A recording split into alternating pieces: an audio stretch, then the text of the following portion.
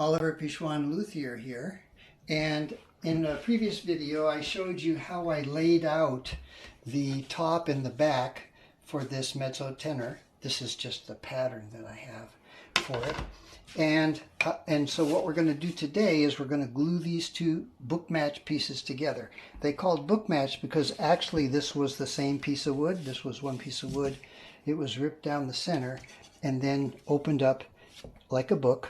That's why it's called book matched, so that the grain then can be symmetrical from one side to the other. I've run this joint over the joiner, which if you look at it like that, looks pretty good. The joint looks pretty good. But if we hold it up to the light, you can see that you can see light between the two pieces in areas, so that it's not a perfect joint. And we want to have it so that that joint, when we hold them together to the light, you can't see any light at all between the joint. So to do that, being that the joiner is not accurate enough, we're going to use the shooting board.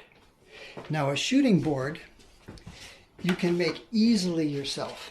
And a shooting board is basically just, in my case, I have two pieces of plywood that I've screwed together like this, one offset from the other. And I've put a block on one end. A lot of people, what they do is they attach a little block on this end hanging down so that it can hook on the end of the workbench. That way when you're planing, you're not pushing the shooting board around on your workbench. In my case, I just set it in my vise like this. So I'm grabbing that bottom piece and it's very stable. Then we have a plane, and this is a 5.5, a number 5.5. And when you get a plane, it's a good idea to get a really good one, because a lot of planes, when you get them, the side is not square to the sole. This bottom part is called the sole of the plane. And it's important that you get one that has the sole perfectly square to the side. So it's like that. And the reason that that's important is because when you put it on the shooting board like this, what you're doing is you're planing like this, and this gives you an absolutely square edge when you have your workpiece set in here like this. So that's important. I have a block of paraffin here. I put a little paraffin on this part of the shooting board so that my plane slides back and forth really easily. It just glides across here. So now what we're going to do is plane that joint. I find it helpful if I have a little block that I put here and clamp in place, just to hold that from scooting in on me when I'm planing. I also have my plane super sharp.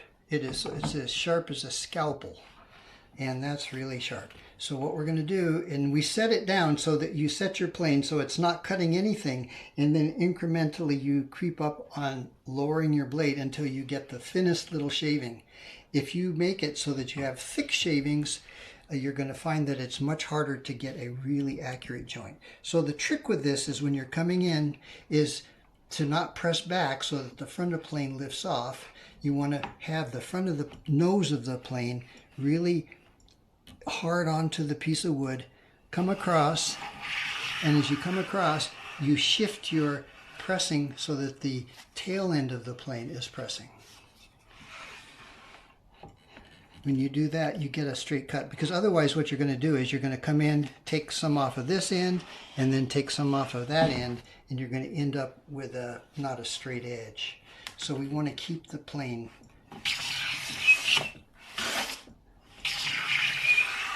Okay, so we take 2 swipes there. You can see I have little shavings on the floor from this. And I'm going to take this piece then and set it here. And I'll get the other half of it, and I'm going to put it here. A lot of times what people do is they put the two pieces together and plane them both at the same time. I do them one at a time, but I flip the one. The reason for doing that is that if your plane blade is set at the slightest angle and isn't perfectly square, you're cutting the angle on each piece so that the two angles meet together. So they may not be square, but at least they'll meet together like this and still be flat.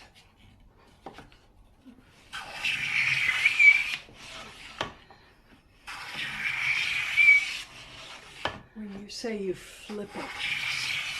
Yeah, so what I'm saying is okay, so we have this piece and this piece. Okay. And so what I'm saying is that when I put this one in, it's like this, and this one's like this. That way the angles meet. So now that we've planed on both of these, let's hold it up to the light and see, make sure we have the right, yeah, that's our, I put a little pencil line so I knew, yeah, there's my pencil line, so I know which side goes with which side. So we're going to hold it up here and see, okay, now we're getting close, but I still see light there at the top. It's much better down the whole thing, it's better, but we're not quite there yet. So we need to plane a little bit more on this until we get it just perfect.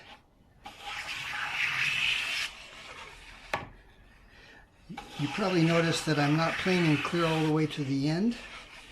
That's because we had space there. There I did on that one. So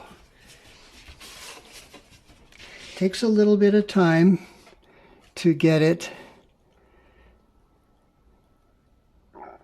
Okay, that's looking pretty good. I see a little bit of light, just a little bit of light at the top, and a little at the bottom is pretty good. A little bit of light at the bottom.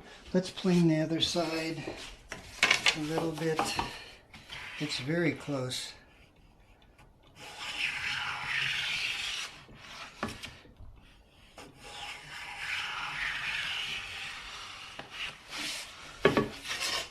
Yeah, I mean, we're taking off very thin little shavings.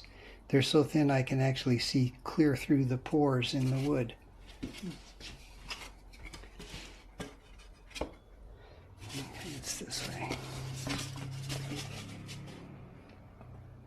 And then we hold those together.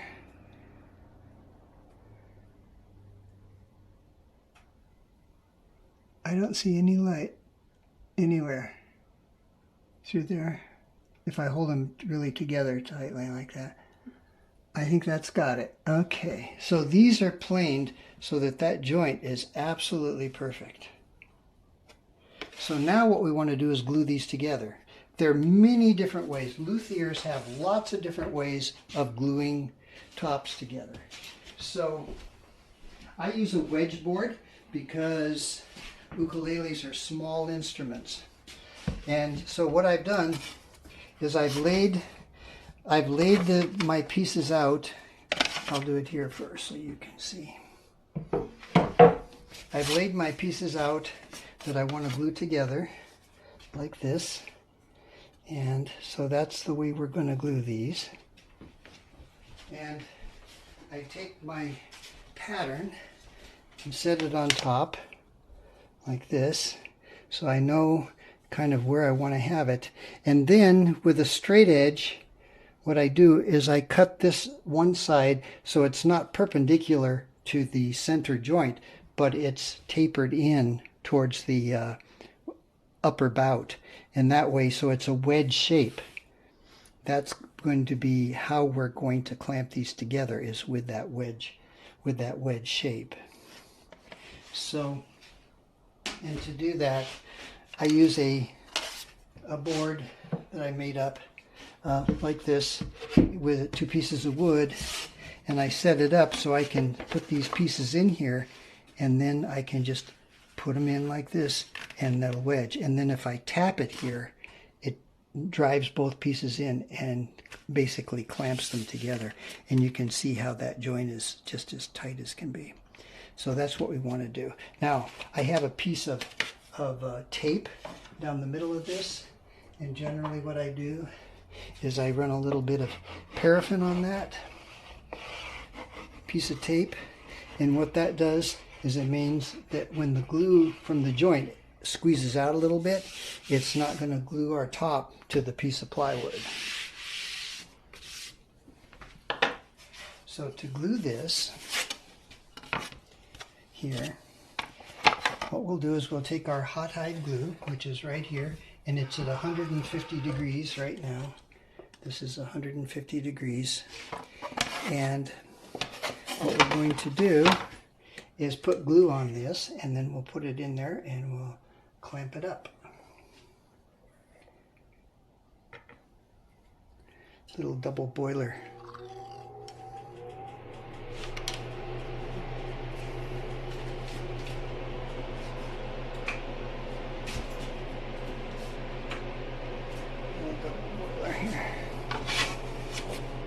So to apply the glue, I just set them side by side like this, so I can get glue on both edges at the same time.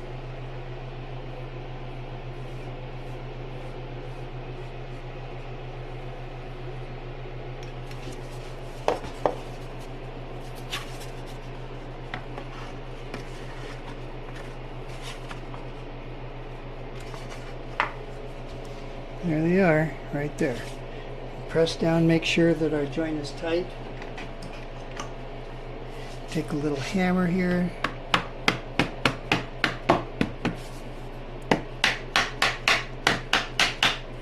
Drive them in there. This has a plastic end on it. Make sure everything is nice and flat. There it is. Then what we're going to do is take a piece of plastic here, set it on top. I have a nice piece of hardwood that I've planed so it's perfectly flat and true. Set it there, and then we clamp this piece on there to make sure that the pieces aren't raising up and down against each other.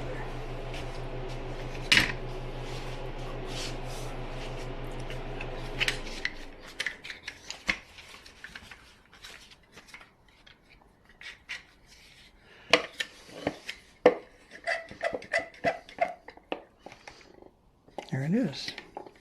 So we'll leave this, we'll just leave this in here overnight, and then tomorrow we'll take it out. And then the next step will be to sand the side that we choose to be the top, or the outside if it's the bottom. We sand that nice and flat, and then we're going to plane it down to the thickness that we want. But that'll be another video that will do that. So for now, that's how we glue, that's how we plane that joint and how we glue it together on a wedge board. There are other methods of gluing with on cradles with strings and wedges, but that would be another video. This is just how I do these ukuleles. I hope you enjoyed this. If you did, subscribe to my channel and like the video, and I'll see you next time.